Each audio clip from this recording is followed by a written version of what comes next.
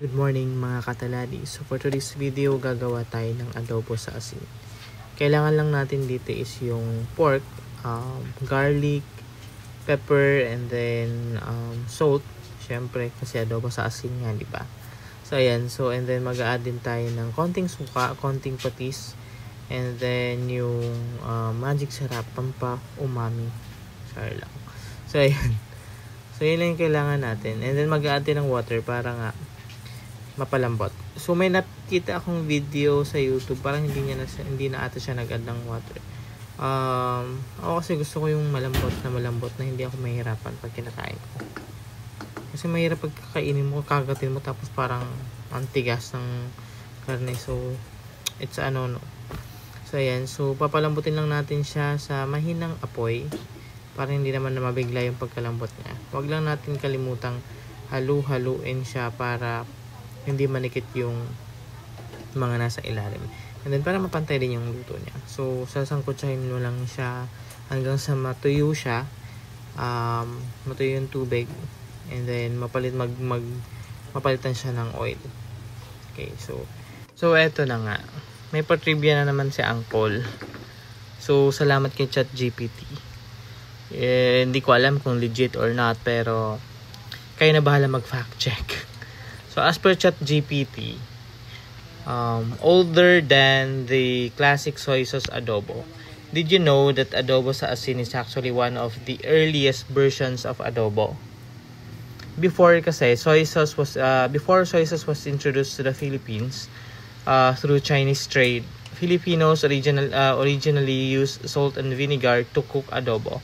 So ito yung pinaka tawag doon, preservation technique na mga kanino-ninunuan natin para magtagal yung food. Dahil nga wala pa namang freezer, wala pa namang ref, so wala pa mga chiller ng mga panahon ng mga kanino-ninunuan natin. So instead na masira yung mga food na meron sila, so niluluto na lang sa adobo.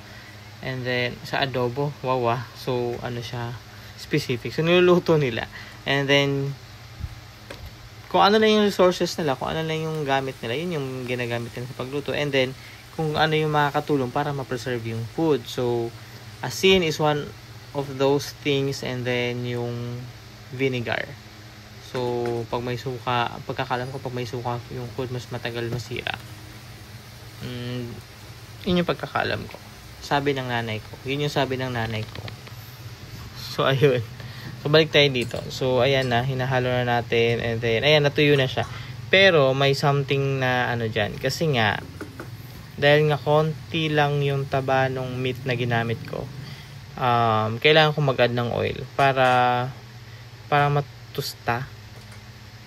Tusta ba yun? So, basta mag golden brown yung karne. Kasi nga pag lalo ko siyang inaantay, baka masunog lang siya at walang lumalabas na oil. So sayang naman. So ayan, so nilagyan ko siya ng oil, and then tsaka ko siya yan, sasangkot-sangkot-syahin hanggang sa mag golden brown, or hanggang sa kung ano yung prefer ko na kulay niya, or prefer ko na texture na gusto ko. Okay, ako nagluluto kaya ako yung masusunod.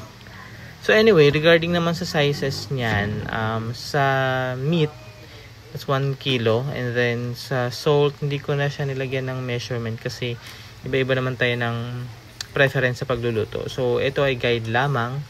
So pwede yung sundin or hindi, nasa sa inyo yan. So yung gamit ko dyan is yung tansya-tansya.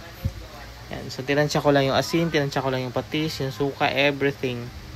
Tansya-tansya lang lahat yan. So kayo na bahala kung may gusto nyo maalat, then magdagdag ka ng maraming asin. Kung gusto nyo maasim, and then magdagdag ka ng maraming suka.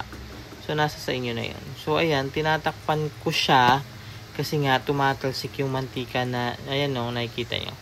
So tumatalsik yung mantika niya. So hindi pa naman yung gusto kong kulay niya na luto. So kailangan ko pa siyang i-golden brown para crispy and malambot and juicy. So ayan, halo-halo lang tayo dyan. Anyway, sa lahat ng mga nanood, nag-subscribe, and then comment and nag-share ng video, sobrang thank you, and hopefully mag-support pa rin kayo. So by the way, if ever may gusto ko yung makitang iluluto ko, or may ibang recipe kayo na gustong lutuin ko, luto ng mga non-pro. Okay, so may na-receive akong may nag-comment sa isa sa mga videos ko na magluto daw ako ng sinigang na hipon and chicken adobo. Siguro I'm gonna try that soon. So yun yung gusto kong kulay niya. Medyo nakukuha ko na yung kulay na gusto ko.